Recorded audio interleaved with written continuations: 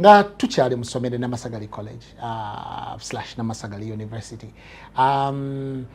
twakugoberera nnyo mu myaka gyaffe egy'obuto era watu inspiringa nnyo zovudde mu America enjogera ate wali muganda wange ekyayitirira kuba buli kimu yakikwata butiribiri nga bwe wakikolanga kati mu buufu obwo ne tukwegomba nnyo ne twegomba ennyimba gye wayimba enteekateeka ze wakola zonna eza music bannaffe be wakwatako okubafuula icons n'ebintu ebifaanaganako bwe bityo.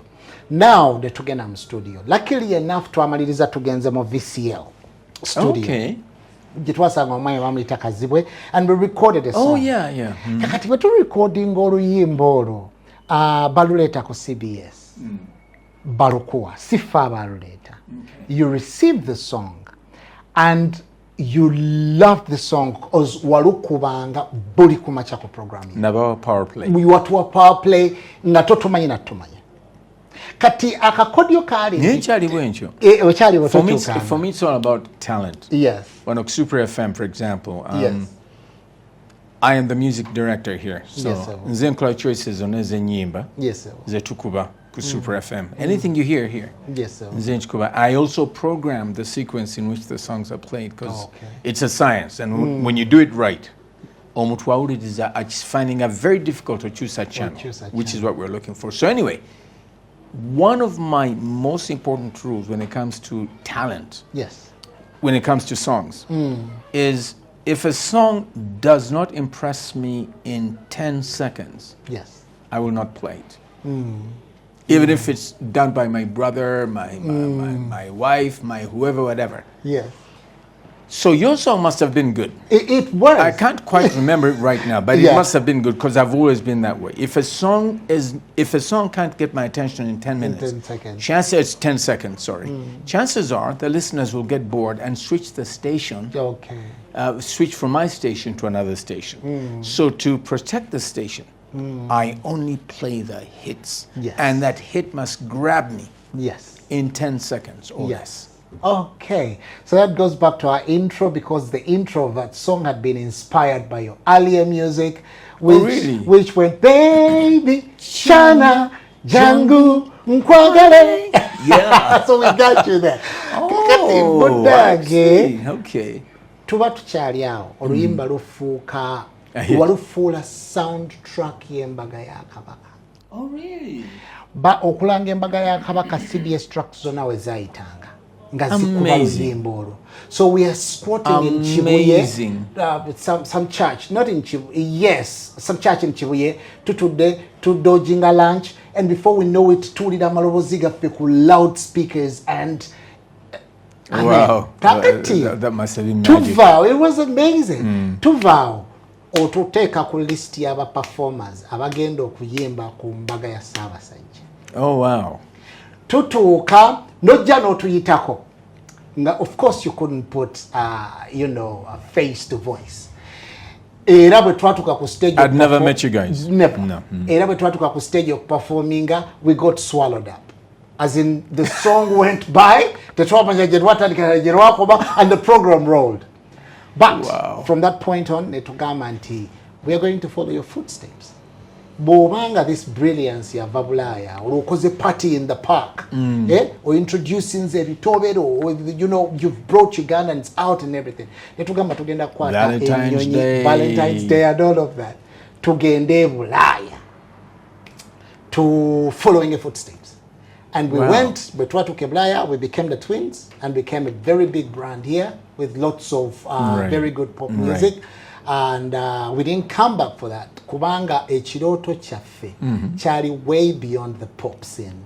And luckily enough, we got to a point where we started kuyimba ne orchestras and era omukiso olwasooka twayimba kitiibwa kya Buganda ng'abasajja Abaganda twatwalibwa ku BBC ne tuweebwa to be a band in one of the major dramas, and that also helped us rise. So mubimpi right now when you get it anga 19 mwenda omwezi oguddako tuli mu Victoria Hall at Geneva in one of the most prestigious European halls. To you guys. And well done. With a 75-piece orchestra. Whoa, well Brings done. me back down well to done. You. Well Mukama wange, what inspired you? How have you navigated, the sea? How did they understand you?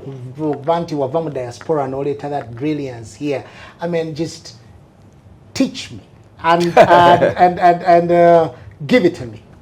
Well, first of all, thank you very much. I'm very honored that God gave me a chance to inspire you and contribute something positive to your lives. I'm really honored by God for that, and I'm glad you took it up enough to become the great guys that I'm seeing all over the internet and social media. Ganda boys here and everywhere. 75-piece orchestra. Well done, guys. I'm very, very proud of you. Well, for me, the journey has been an interesting journey.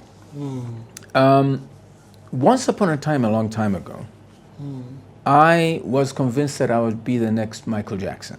Okay. And that's in America. Okay.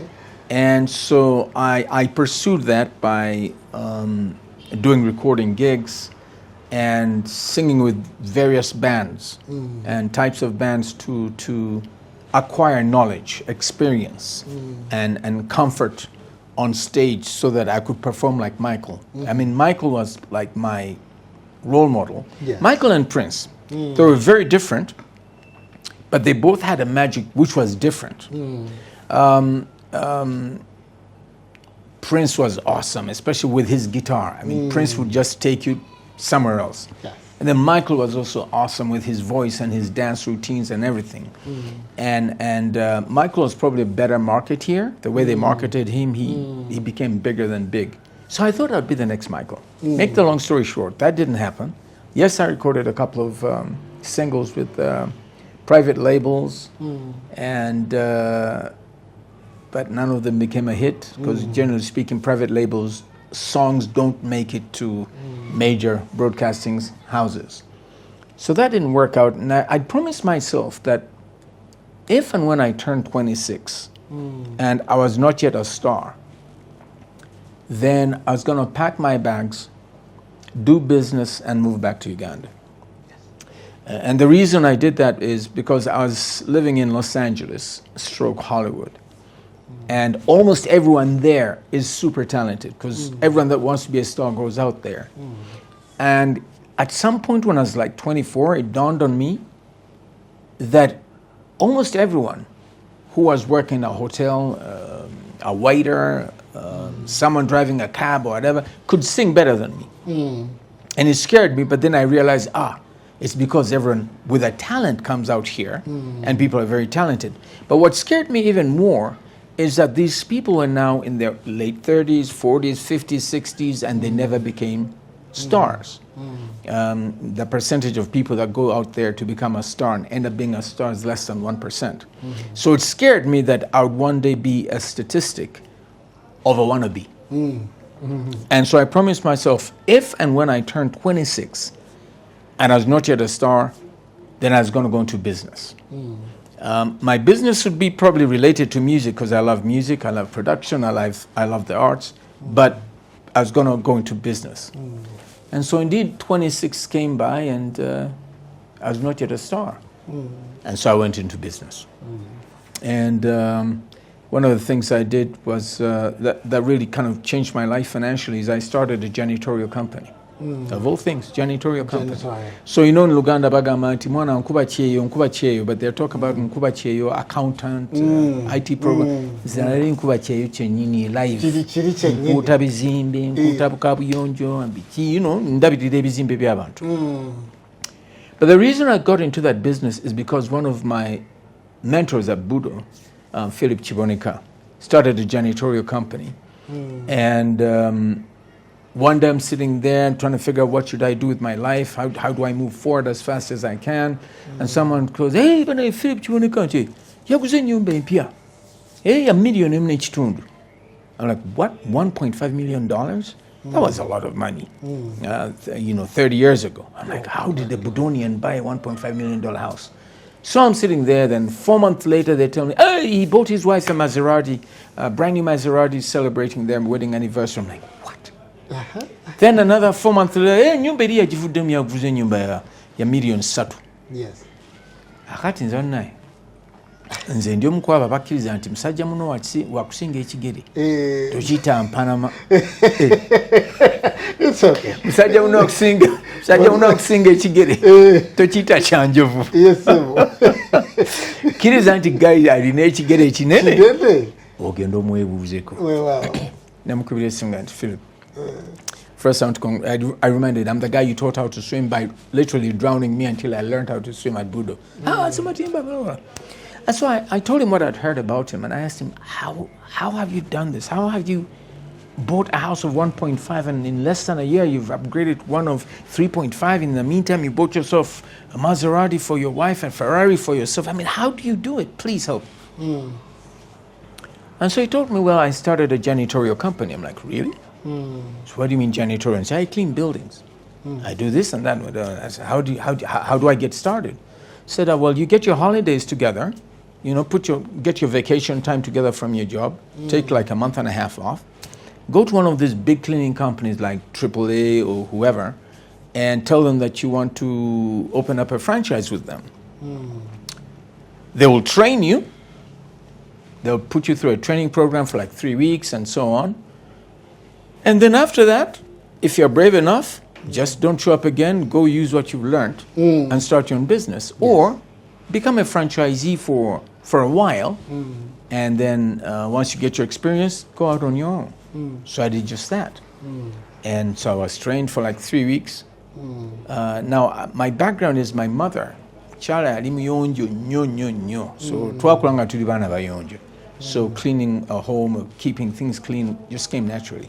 So when I did that business, when they trained me, it was so easy for me. It was so natural. I mean, things were just so easy, and everything was automated anyway. So after 3 weeks of training, I just disappeared from the company. And I started my own company. And within 6 months, I was earning $1,800 a week. By the end of the year, I was making $10,000 a month, which back in the 80s was a lot of money. It was, yes. In the 90s, I mean. It was a lot of money, $10,000 a month. And within a year and a half, I was doing between $15,000 to $25,000 every month. Every month, wow. And so that absolutely changed my life. However, because I loved music, so I started purchasing recording equipment, putting it in my bedroom, and teaching myself how to produce and this and that, whatever. At some point, I decided to come back to Uganda. And so when I came to Uganda, I packed all my equipment, yes, my recording equipment, yes, and came with it. At first, my first plan was to start a soup factory. Yes. And I brought my equipment as a hobby. Yeah, that over the weekend, whatever, big boss, I'll produce a few kids here and then, whatever. And so I brought the stuff here, and I started building the factory. Well, as Uganda would have it, when you've been out there in the diaspora for a long time, and you come back to Uganda, mwana bana basoka kubba nayo nokkiriza. Sifayo magezi kigolina, baana bali sharp, balanta. Farawo ono mugagga alina akasente alina kuzidoola baana banzannya bankuba nakikkiriza baazirira ddala sente kakati mu kuzikuba ngenda okuba nga ziweddewo nga nsigaza. I remember when I got on the plane to Uganda, this was 1993, I came with $60,000 cash strapped in my socks. And I told myself, if this money gets finished, then I'll pack my bags and go back. So, nginokulanga ntuse ku $7,000. Ekizimbe tekinnagwa, license waliwo zitannaba kujja, ebyuma bibuze, I need to that. Basically, the project was not going anywhere. And so something just told me, and I believe it's the Spirit of God, that, hey, you brought this recording equipment. Why don't you get the recording equipment, start a recording studio because you've noticed no one's doing adverts in Uganda. By then, the few adverts were being done by Radio Uganda, very, very local, very, very unprofessional. And so I set up the studio and everything. And I met a guy called Phil. He worked for a company called Scanad, and I convinced them to let me do a demo for them for an Andrew's Liver Salt ad. And so I created this little jingle, got some musicians in, and Steve Jean was one of them, I believe. So we did this cute little jingle. The guys loved it. They're like, wow, this is in Uganda. This is great. Can you give it to us in 5 languages? Because you know Uganda is not a homogeneous market, which was very good for me. Because you know we have how many languages in Uganda? At least like, if you really want to talk to everyone, 13 language groups. And so can you translate it into 6 ads? I mean 6 languages? So my first gig, I remember, then in Uganda, a professor at Makerere University in the early 90s was being paid 500,000 shillings a month. And that first gig of mine, because it was in multiple languages, I remember I got paid something like 3.6 million. Wow. Dude, I got excited. I'm like, okay, forget the soup factory. Let me be serious about production now. So I started hunting for talent, guys who could act and sing and this and that, and musicians, and I started doing ads. And in a short time after opening that studio of mine, I was earning 10, 12 million a month within 6 months. I was the premier recording house in Uganda for ads. I mean, everyone and their mothers was recording with me. And I remember I used to have all these NDA signed with the various companies, because Nile Breweries was a big advertiser, but Nile Breweries was competing with Uganda Breweries. But neither one of them had anyone else to work with, so they signed a non-disclosure. This one, don't tell the guys what we're doing. And a non-disclosure. This one, Airtel came in, and then it was Celltel. And so it was a very interesting time. Now, it was during that time, too, that my love for music, being in the studio that long, you know, recording this, recording ads and whatever, that I started working on music. And I remember being bored by the fact that most Ugandans were listening to music from Zaire or the West or South Africa. But nothing Ugandan, except Afrigo Band. And so I thought, surely we need to do something to make people proud, the youth especially.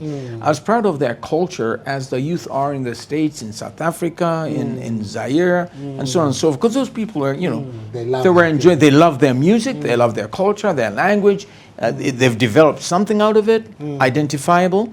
And I just felt this weight of responsibility to play that role for Ugandan youth and Ugandan music and Ugandan culture. Give it an identity that was fun, palatable, marketable, and most importantly, very definable. That we stop being copycats. And so I got this idea. And then, of course, I wanted to make a lot of money, obviously.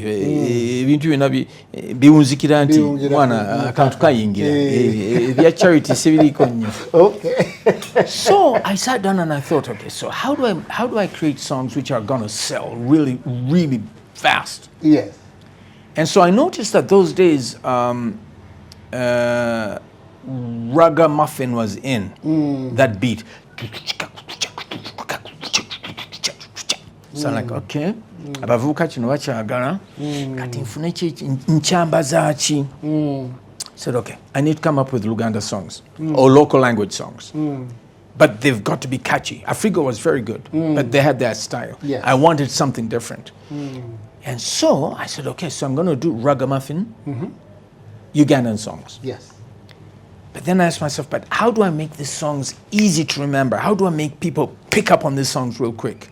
So I'm thinking, I'm praying about it, and an idea comes that, hey, we have all these poems in Luganda and all these little nursery songs that were sung as we were kids, which everyone and their mother knows. So if I turn these songs into a fun product, like For example, some Ganda. If I can get some Ganda on a beat that everyone loves, everyone and their mother will know the lyrics in a very short time. Yes. In fact, already know the lyrics probably. Yeah. But now I have a nice beat, the song will be a hit in a short time. So that's what we did. And so the first song we recorded was Kakokoro. Kakokoro, quick Kakokoro. Yeah. So we did that, you know, with our... Yeah. And that was a massive hit. You got. I mean, it was a revolution actually. You got Shanks to do the slapping the Buddha. Ayo mana Shanks come and go. Yes. Shanks DVD did the rapping. Yes. An actor right now. His name is Simon Kalema. Yes. Yes. Now he's known more for acting. Yes. But he was really a great singer. Yes. He still has a nice voice, but yes. he's mostly doing. So Simon did the lead voice. Yes. And I had a group called Something Generation. A Perfect Generation. Perfect Generation. Yes. So I got Perfect Generation as the front group. Yes. Yes. And everyone knew them that this is Perfect Generation. So we presented the song as a song by Perfect Generation. Yes. Kulawa. Naye mwana baggayi twaba recording nga ng'ekintu ekivaayo bulungi naye tetwabamala amaanyi kati bwe bagenda then Steve G and I did all the background vocals. Oh dear. Simon Bass did the lead voice. Yes. And Shanks did the rap, but we presented it as Perfect Generation. Yes. And it worked. It did. And it lifted them up too, because they would go to all these girls' schools and whatever, and they'd be lip syncing, and people said, "My God, these guys are yeah." And me, I'm like, yeah. So then I used that. After that gave me a good example of what we should do. That the model worked. So we repeated that model with some Ganda. And then eventually songs like Kiri Kiri came in with Rasa Rob, Owundi Kwenda for the RR, Runyoro Rutoro, and so on and so forth. Then I came in with my song Baby Tiana, the first love ballad in Uganda. Yes, sir. And yeah, the rest is history. So when we did that, it became such a hit. The clubs were playing our music. All the youth wanted to copy us. The next thing you know, all the recording studios in Uganda start doing what we're doing. Yes. And that's how the current Ugandan sound was born. And that's how Steve bleeds into Kasiu, Kida takes the knowledge there. Right. And that brings in Dolewo Mwana, which works, Kasiu Kida picks several musicians. Right. At the birth of the, there's this band, they actually split. The Golden Eagles production and all of that. I see all of that. Although their style was a bit, their style was a bit old-fashioned compared to what we were looking for. Yeah, exactly.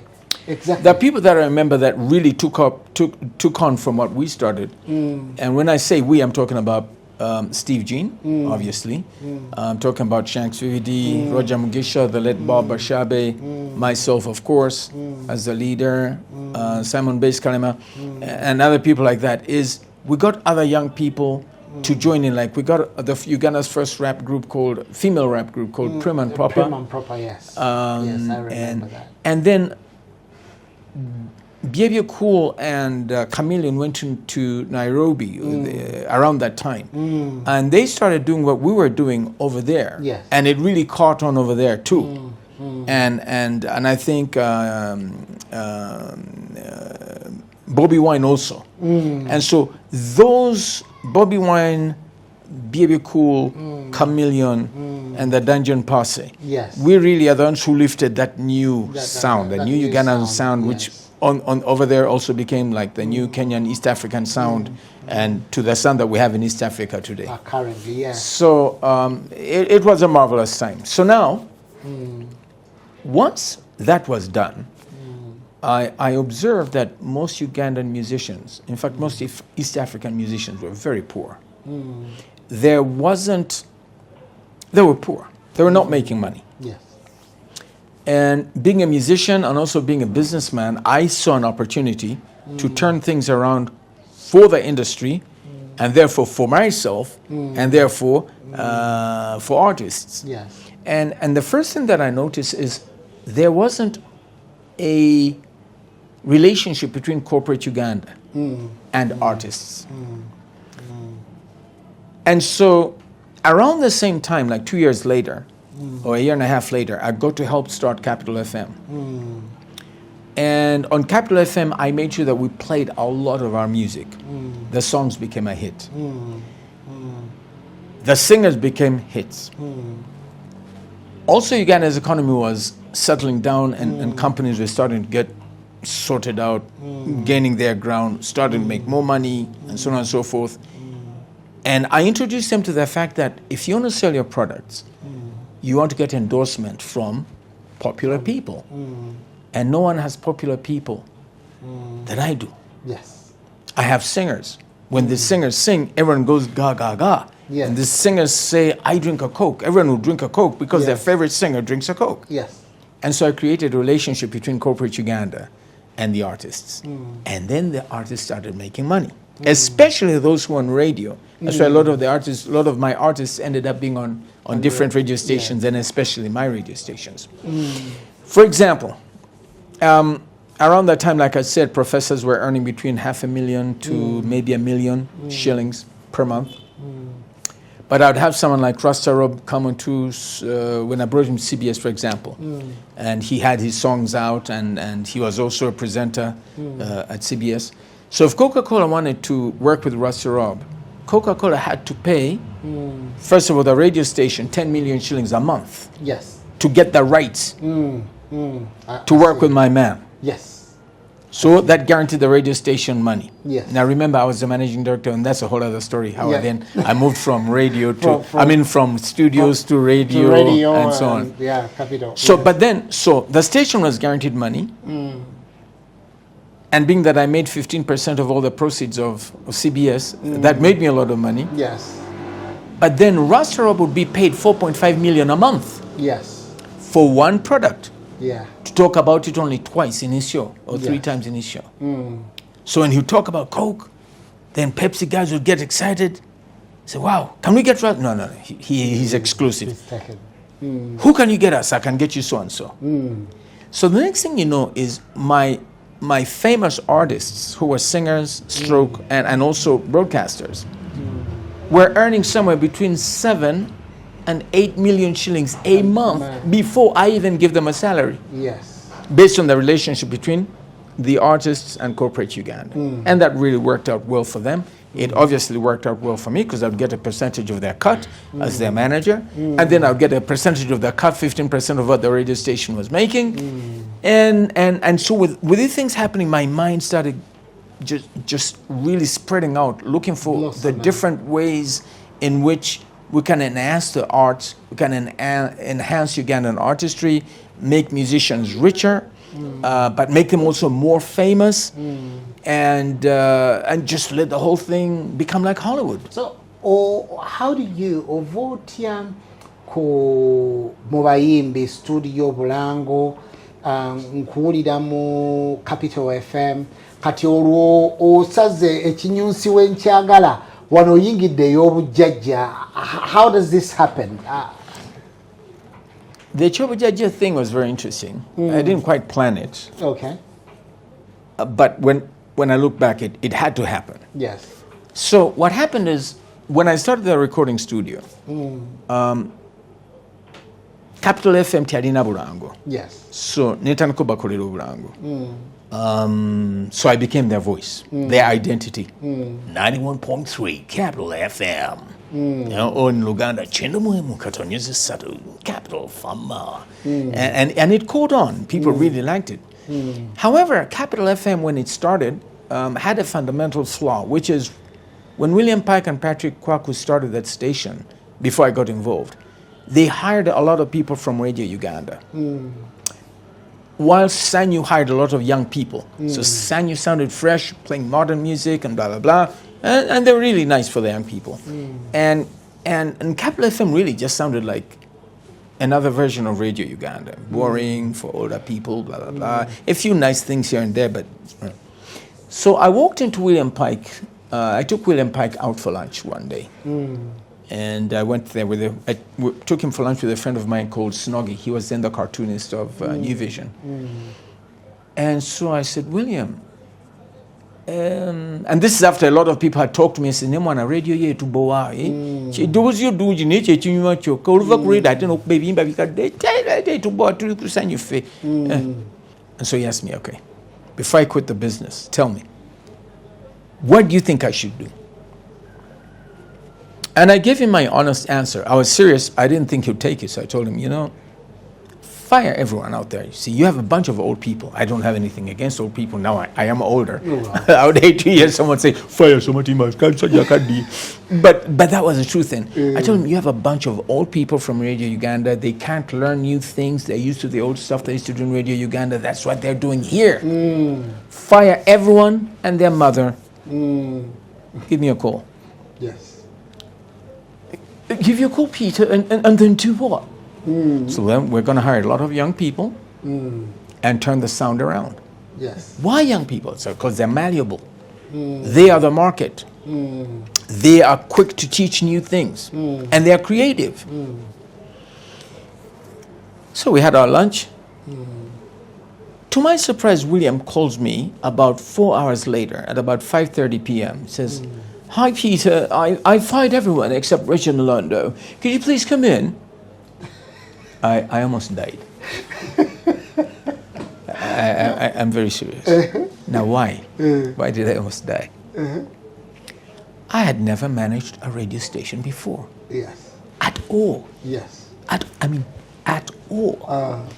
The only thing I knew about radio was when I told her I was in different bands in America, and so I had I did various songs on these private labels, and so then I'd be listening to radio, especially the big one, Kiss FM with Rick Dees.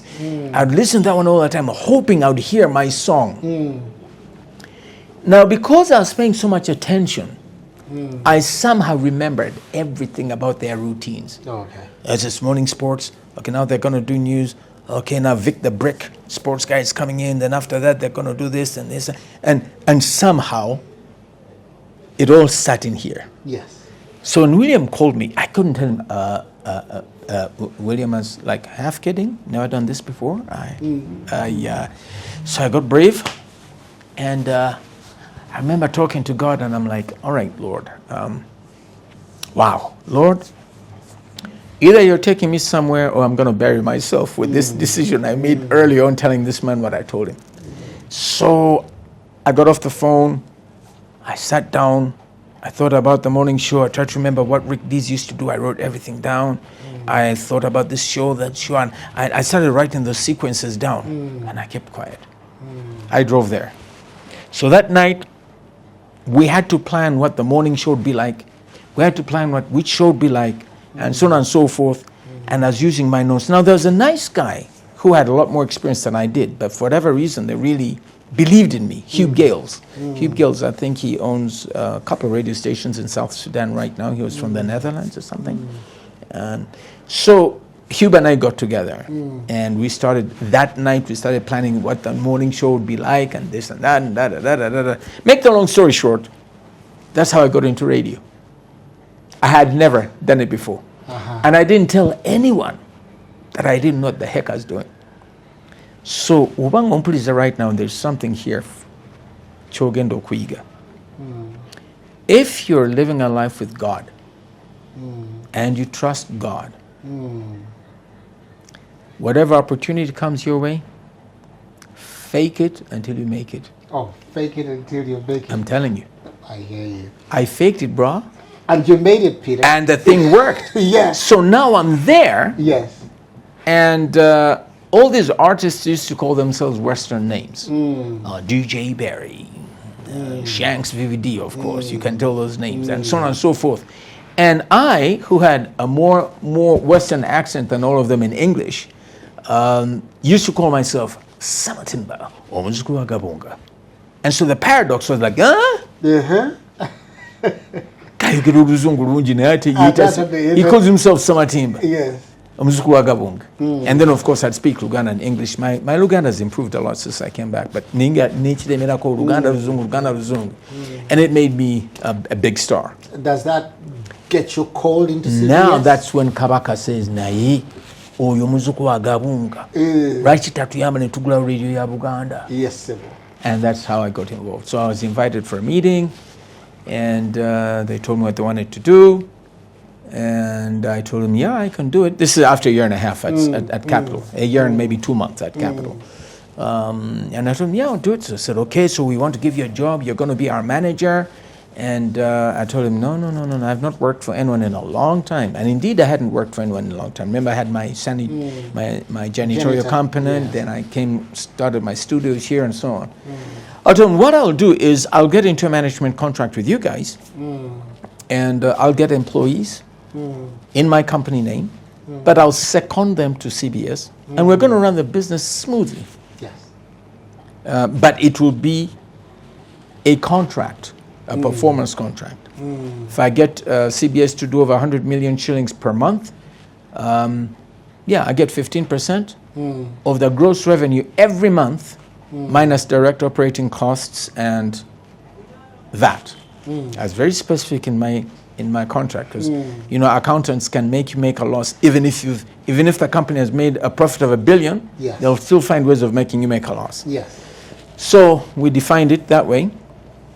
And I gave them my proposal. They took it to the late Dr. Chigundu, who was then the boss of Greenland Bank and Greenland Insurance Company, and the main financier of CBS. A lot of people don't give him the credit. I don't know why. He put in more money in that company than anyone did. Yeah. In fact, there were 3 people who really funded CBS to get started, like really put real money in there. It was the late Chigundu, who I believe put in close to 60%. Then the late Jolly Rutaya, which Tiwa, put in about 15%, thereabouts. The late engineer Chivuka, who put in another 15%. So between the 3 is about 90% of all the money to start the station. Then a few other people kind of put in a little here and there. But it really, the money of those 3 people is what started the station. So anyway, Chikudu, being the economist and so on, looked at my proposal, and we were supposed to hit 100 million shillings in about 3.5 years. Yes. But being the economist, for him, he looked at projections and everything, says, Omwana tumwomuli. Wabanga gana kola bino, tumwomuli. And so it was obvious that my mind was in a good place. I would not take any commissions until I got them to 100 million. But 100 million, based on how other radio stations, Capital and Sunny were doing, was something we'd reach in about 3.5 years. So when we signed the deal, boy, I worked my tail off. I mean, I worked and we worked and I worked. And I'm not just talking about hard work, but also that creative work, to be different, to be this, to be that, and so on and so forth. Do you know that we hit the 100 million threshold in 7 months? Brilliant. 7 months. Yes, sir. And so by the end of my first year at CBS, I was earning about between 20 and 28 million a month from CBS alone. And then, of course, my recording studio was also doing very well then. And so easy. A bad month, I was making 38, 40 million. A good month, 55 million. Amazing. And I was in my mid-30s, long hair, jeans, jagged jeans, I remember. A loop and a stud, diamond stud. Yeah. Those were the good days. They were the good days. I mean, I really had fun. So that's how I got into CBS.